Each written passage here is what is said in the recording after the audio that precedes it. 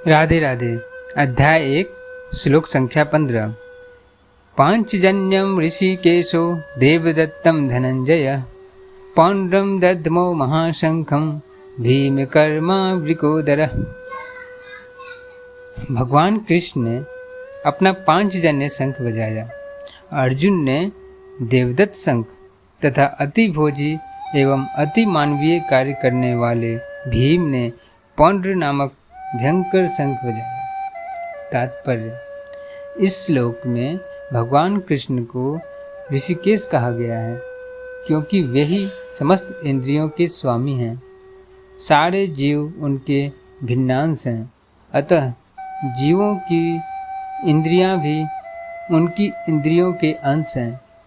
चूँकि निर्विशेषवादी जीवों की इंद्रियों का कारण बताने में असमर्थ हैं, इसलिए वे जीवों को इंद्रिय रहित या निर्विशेष कहने के लिए उत्सुक रहते हैं।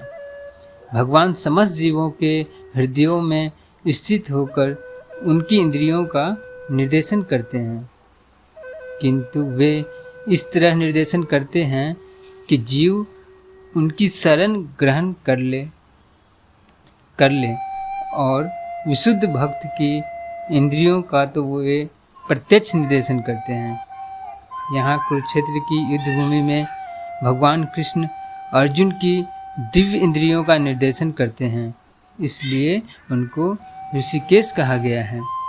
भगवान के विविध कार्यों के अनुसार उनके भिन्न भिन्न नाम हैं। उदाहरणार्थ इनका एक नाम मधुसूदन है क्योंकि उन्होंने मधु नाम के असुर को मारा था।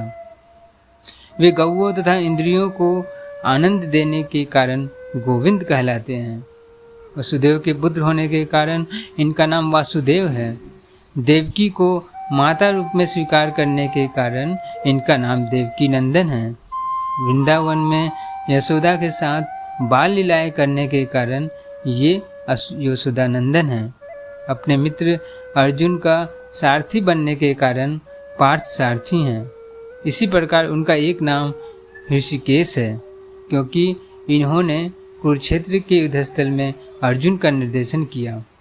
इस श्लोक में अर्जुन को धनंजय कहा गया है क्योंकि जब इनके बड़े भाई को विभिन्न यज्ञ संपन्न करने के लिए धन की आवश्यकता हुई थी तो उसे प्राप्त करने में इन्होंने सहायता की थी।